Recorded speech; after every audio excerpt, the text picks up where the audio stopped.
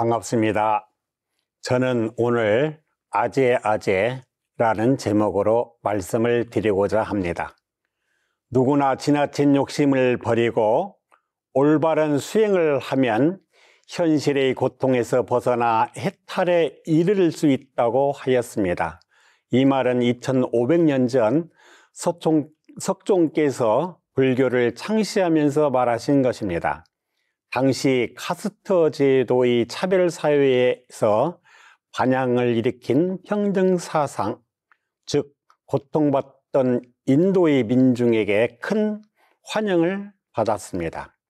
19세기 말 세계는 산업혁명으로 물건을 대량 생산시설의 기반이 됨에 따라서 대량의 자원이 필요함에 따라 힘의 논리로 약육강식으로 이곳 나라를 침탈하고 자원을 강탈하면서 침략의 각축장이 되면서 상황에서 힘없는 민중들은 인권이 유린되고 도탄의 생활을 면치 못하게 되었던 시대였습니다. 서로의 은혜를 모르고 서로에게 감사하지 못하고 원망하고 고통받는 시국에 처하여 은적 생명의 원리를 강조하면서 대종사님께서는 원망 생활을 감사 생활로 진리적으로 이론상 진리를 밝혀주시고 신앙의 방법으로 곳곳이 부처라고 하여 곳곳에 불공 실행을 하자는 사상을 말씀해 주셨습니다. 저는 원기 78년 1993년 중국교화를 처음 시작하여 12개 교단과 교구를 창립하고 작년 7월 18일 중앙정부에서 중국교구 교화 30년 기념 학술대회를 개최한 바 있습니다. 30년간 지속적으로 관심을 기울여 오면서 8년 전 원기 102년 1월 16일 날 중국 교구장으로 취임을 하게 되면서 처음 법문으로 관유엽 요동 직이 풍동 인심소생후 지첩왕처라고 하는 법문으로 임지에 임했습니다. 해석하여 말한다면은 바람을 보려면은 흔들리는 낙엽을 보면 되고 마음을 보려면은 육군의 행하는 것을 보라는 뜻입니다. 우리들이 신앙의 결과로 깨침의 구경초로 견성어 가치를 우선시하는 경향이 있습니다. 수행의 결과로는 생사의 해탈을 목표로 전심전력을 다하고 있다고 봅니다. 원불교의 최상의 가치는 초월의 경지를 득하는 것이라고 저는 강조하고 싶습니다. 그 근거로 대종사님의 깨침, 즉 만유와 만법의 근본이고 생과 멸의 근본이 없는 것입니다. 최후의 개송 법문에 유와 무호의 가치를 비었으되 빈 것이 아니고 빈 것이 아니기 때문에 모두가 족하다는 것입니다. 우리들은 어디서 왔다가 어디로 과연 가고 있으며 현재는 어디쯤 가고 있을까라고 하는 의문을 되새겨 볼 수가 있습니다. 인생의 과정을 유년기, 소년기, 청장년기, 노년기라고 한다면은 신앙인으로서 과정은 입문과정기, 적응기를 거쳐서 성수구 정도를 받고 해탈의 경지에 이르러야 합니다. 초월의 경지는 있는 것과 없는 것, 능이 있고 없고를 경험하여 잡을 수도 있고 놓을 수도 있는 그러한 경지에 다다를 때를 일러 완석의 경지, 즉 해탈자리, 여여한 자리가 아닐까요? 아재는 인도말을 한자로 의역한 번역입니다. 우리말로는 가자라고 하는 말인데 도대체 어디로 가자는 것일까요? 우리들은 어디로 가야만 된다고 보는 것일까요? 대종사님께서는 이론상 서문에 보면 진급은 될지언정 강급되지 않기로 서원하자고 하십니다. 육도윤회와 거위 등급을 통하여 진급을 위하여 아재아재, 즉 가자가자라는 것입니다. 시고공어 개념은 공간적으로는 변함이 없는 진리자리이며 시간의 개념으로는 하염없이 변해가는 속가의 세계인 것입니다. 즉 유와 무가 공존하는 것이라고 볼 수가 있습니다. 공은 영생이며 시간의 의미는 일생일생을 통하여 진급에 진급하여 결국은 성부의 길로 가자는 것이 아닐까요? 우리가 나무아미 탑을 한 발자국 가고 한 발자국 또 가면서 외우고 또 외우기를, 그리고 또 나무아미 탑을 하면서 진급해 가는 것입니다. 부처님 당시에는 오직 석가세존만 부처로 모셨는데 대승불교에 와서는 사방에 부처님을 모시게 되었는데 그중 동쪽에서는 아축불이 담당하게 되어서 모든 만물을 창조한다고 합니다. 새 생명을 살려내는 진리불이라고 말할 수가 있습니다. 서쪽에는 아미타불이 있어 만물을 거둬들이는 부처라고 합니다. 법장이란 수행승이 49가지 서원을 세우고 그 서원의 수행을 결과 그 대가로 부처가 되었는데 그 부처가 바로 아미타불인 것입니다. 우리들도 부처가 되려면 서원을 세우고 닦으면서 반드시 부처가 되고야 마는 것입니다. 새 불법을 내놓으신 대종사님께서는 천지만물 허공곡계를 다 처처불로 모시고 일마다 불공하자는 신앙의 행위로서 사사불공하자는 것입니다. 시방세계의 부처님을 내 마음으로 끌어들여 마음부처로 신불일원상이라고 표현해 주시기도 하였습니다.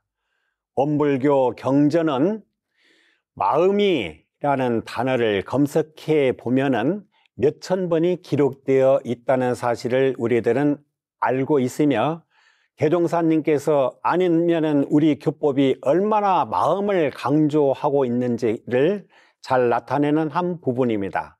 또한 그 마음 원리를 세세하게 경전 내용으로 한 단어로 추격하여 쓰는 법을 용신법이라고 밝혀주시기도 하였습니다. 불교 사상의 흐름을 보면은 초기 불교에는 무상, 무와 무자리를 강조하였고 그 뒤에 유자리를 드러내면서 유식 사상이 발전되어 있고 당나로 현장 스님도 인도 아란다 대학에서 머물면서 연구하면서 장안에 가져온 이 경전들은 모두 현상들의 즉 마음에서 비롯되었고 일체 유심조 사상의 경전들이었습니다. 신라의 의상 대사도 구법을 하러 간 것도 즉 일체 유심조 유식사상 그 경전의 내용을 배우러 가셨던 것이고 그것은 모두가 텅 빈 자리 공사상으로 심도 있게 풀어가라는 진리의 과정을 받게 되는 것입니다. 대종사님은 유상으로 보면 무상으로 보면 하고 일원상 서문에 유무를 총섭하셨고 오직 진급의 길, 강급의 길을 밝혀주신 것입니다. 생사해탈의 자유를 말씀하셨고 불법시 생활, 생활시 불법으로 생활 속에서 진리를 여의지 않는 진속을 병진할 수 있는 말씀을 하셨던 것입니다. 모든 사상적 편착되거나 그래서 유상과 무상으로 모두를 아우르고 교리를 총섭하신 것이라고 보는 것입니다. 개성에도 유와부를 공전시켜 구공구족으로 하신 것이라고 봅니다. 염정 생사해탈을 가져오고 대소 유무를 넘어선 초월이며 장단 전미를 아우르며 깨침의 길로 가게 해 주시는 것입니다. 만물은 없는 것에서부터 비롯되었으니 본래 고향인 없는 곳으로 돌아가고 텅 빈 곳은 아주 빈바가 없이 구족하기 때문에 무한한 생명을 나눌 수가 있는 것입니다. 유는 무로 무는 유로 돈다는 것이며 있는 것은 없어질 것을 전제로 하고 없어지고, 없는 것은 있어질 것을 전제로 하고 없어지는 것임을 자명한 이치라고 말하고 싶습니다. 바탕은 없는 것이 바탕이 됐고, 없는 것은 있어질 가능성을 가지고 있다는 것입니다. 다시 말하면 유는 무를 향하여 가는 것이고, 무는 유를 향하여 가는 것이 그러한 뜻이 함유되어 있다는 것을 우리는 즉시해야 됩니다. 생사의 이치는 이와 같이 생은 사의 바탕이 되는 것이며 사는 생을 바탕하여 있다는 것을 미로 알 수가 있는 것입니다. 즉 색 즉시 공, 공 즉시 색인 것입니다. 심신작용을 따라 육도로 변화시켜 혹은 진급으로 혹은 강급으로 하였으니 인성의 결과는 진급이냐 강급이냐 하는 종착역일 수밖에 없다고 저는 생각합니다. 대종경 인도품 8장에 대종사님께서는 수레를 끄는 것에 비유하여 주셨습니다. 저 수레가 가는 것이 말이 가는 것이냐 수레가 가는 것이냐 또 말씀하십니다.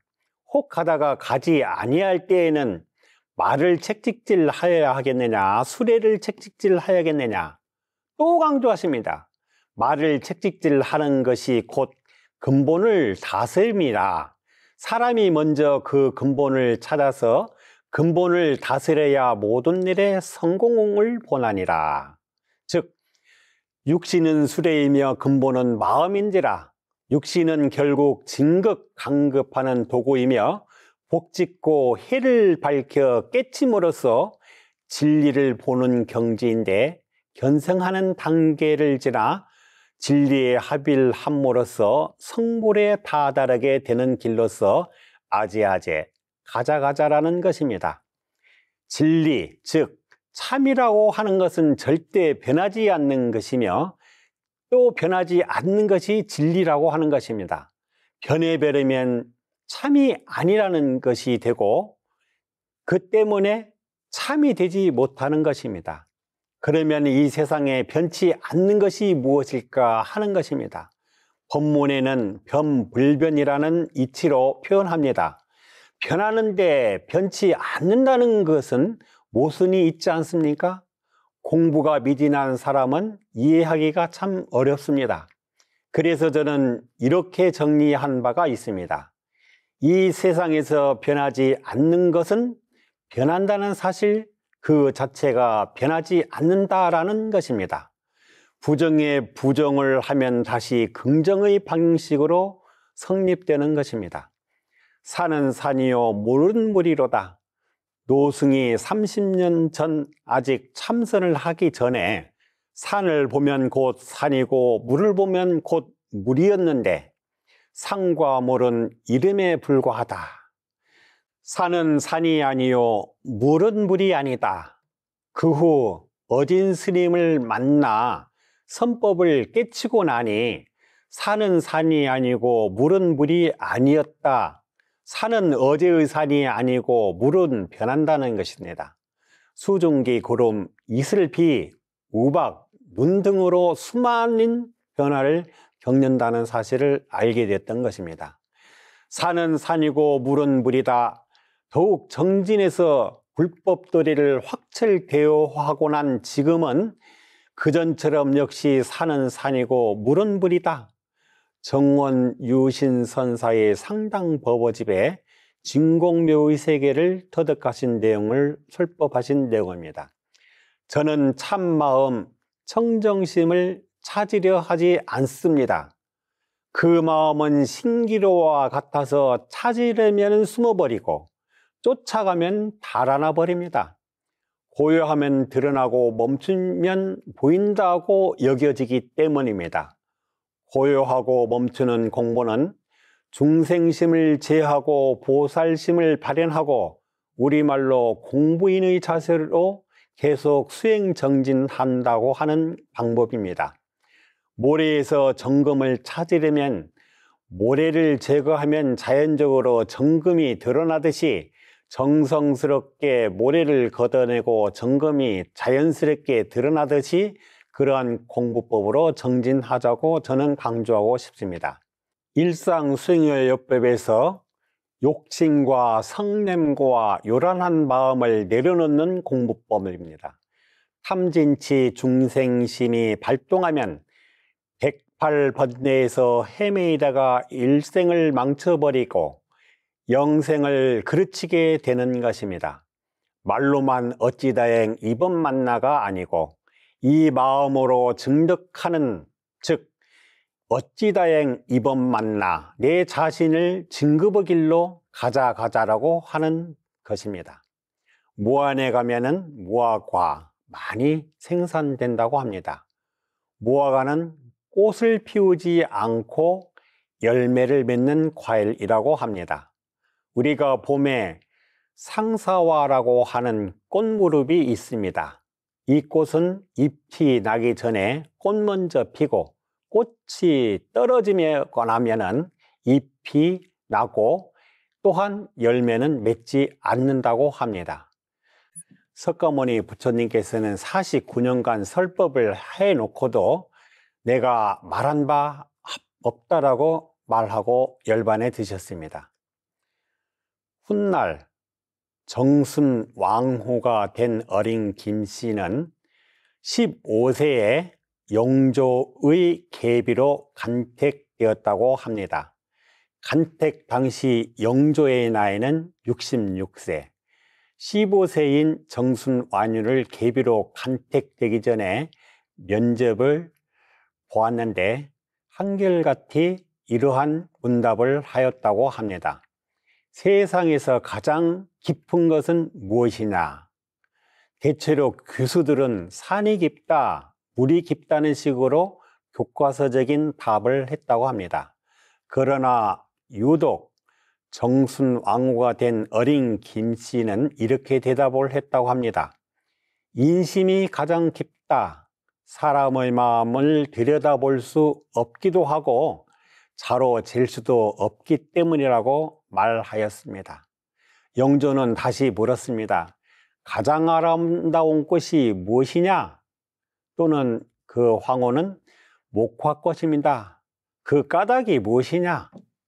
목화꽃은 비록 멋과 향기가 배어나지 않으나 씨를 짜서 백성들을 따뜻하게 해주는 꽃이니 가장 아름답다. 과연 우리들은 신앙하고 수행하는 우리들의 모습의 내면의 답을 한번 해본다고 하면 과연 어떠한 답을 할 수가 있을까요?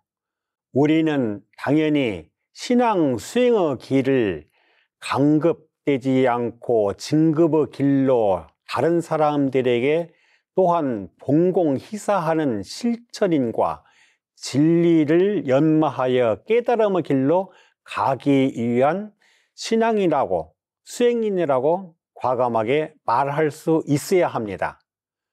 모양과 종류가 다른 성품이란 나무가 있습니다.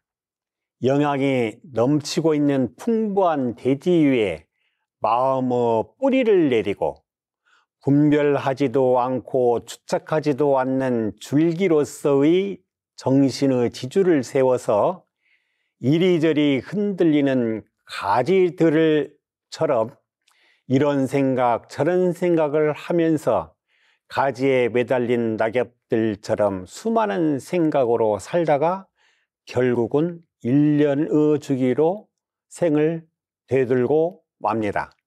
과연 신앙하고 수행하는 우리들은 우리 내면의 모습에 대해 답한다고 한다면 과연 어떠한 답을 할 수가 있을까요? 바로 우리가 가는 신앙 수행의 길은 강급되지 않고 진급의 길로 가야 하고 다른 사람들에게 봉공, 희사하는 실천을 통해야 하며 진리를 연마하여 깨달음의 길로 가는 것이라고 말해야 합니다. 모양과 종류가 다른 성품이란 나무가 있다라고 합시다.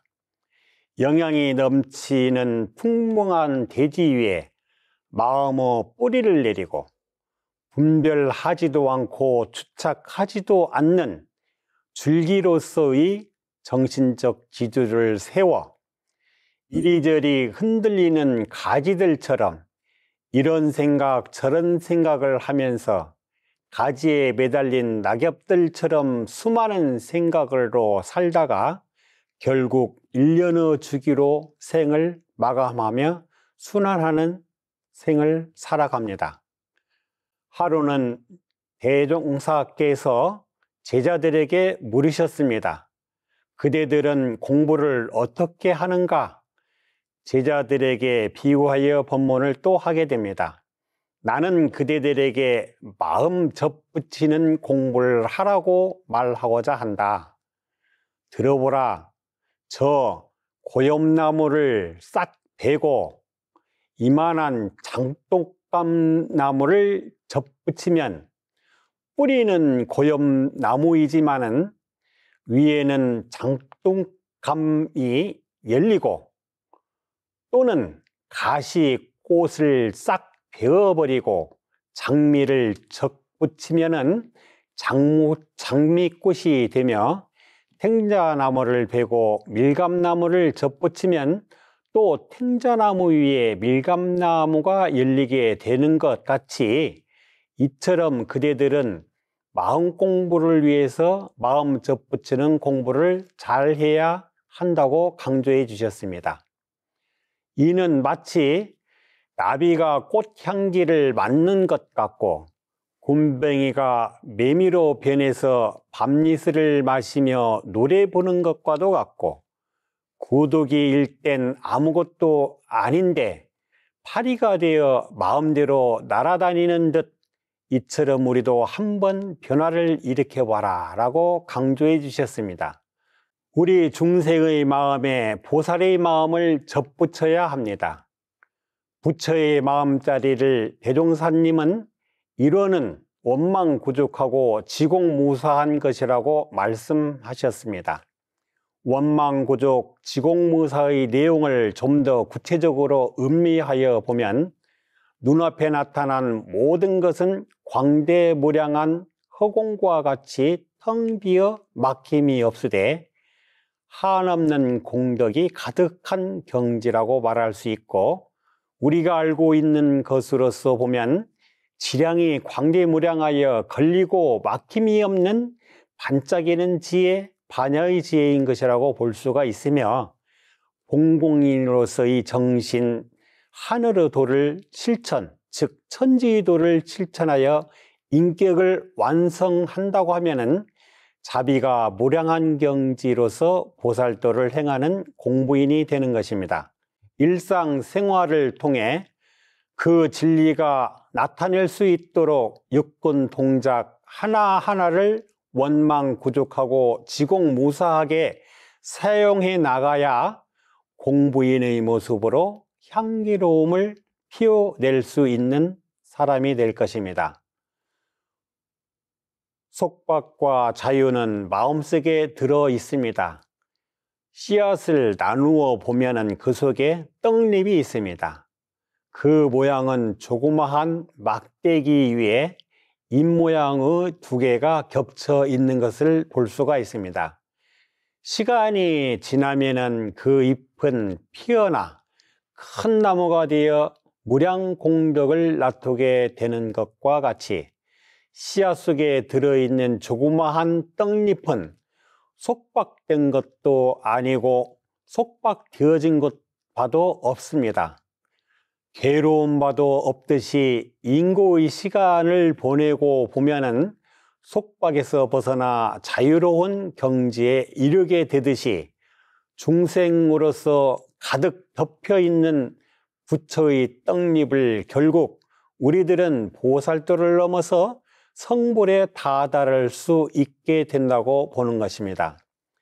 눈비, 바람, 폭풍우가 휘몰아치는 먹구름 속에서도 구름 위에 하늘은 청정함을 드러내고 유지하듯이 우리의 마음속에 깊은 곳에서는 해맑은 부처가 미소 짓고 있다는 사실을 우리는 알아차려야 할 것입니다.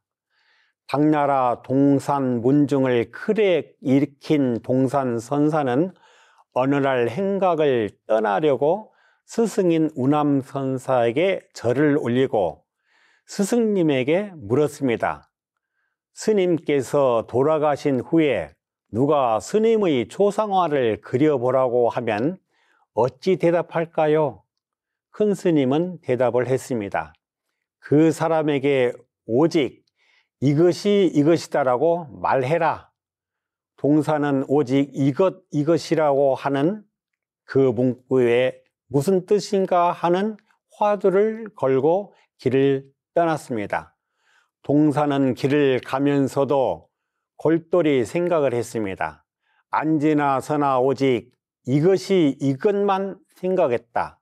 그러던 어느 날 길을 가던 동사는 작은 개울을 만나 졸졸 흐르는 개울물을 건너다 문득 아래로 봤다가 거기에 있는 물에 비친 자신의 그림자가 있었다는 것을 보고 그 순간 동산이 깨우쳤다라고 합니다.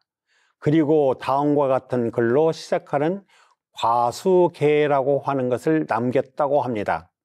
그것은 부디 밖으로 구하지 말라. 그럴수록 더욱 나와 멀어진다. 라는 문구가 있습니다. 이성과 감성이라고 하는 말이 세상에 있습니다.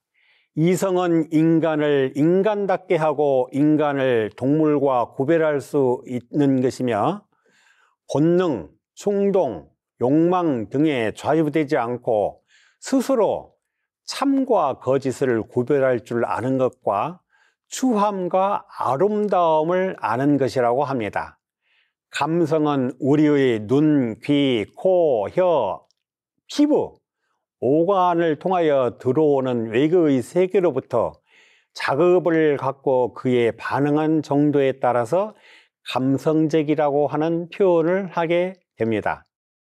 저는 북경에서 인사 문제로 하여 아주 큰 괴로운 경계를 맞닥뜨리게 된 경우 있었습니다.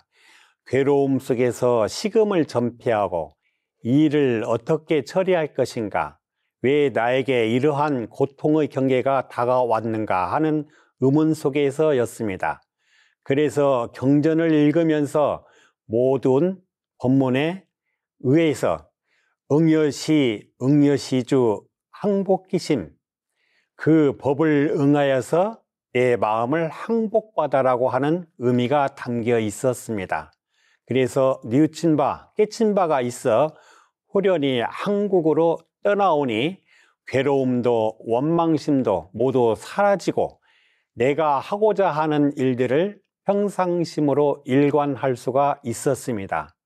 여러분, 아제아제, 가세가세 어서 진급을로 우리 모두 가지 않을까요? 우리 함께 그러한 공부인으로서 공부에 노력할 것을 당부드리면서 오늘 제 말씀을 마칩니다.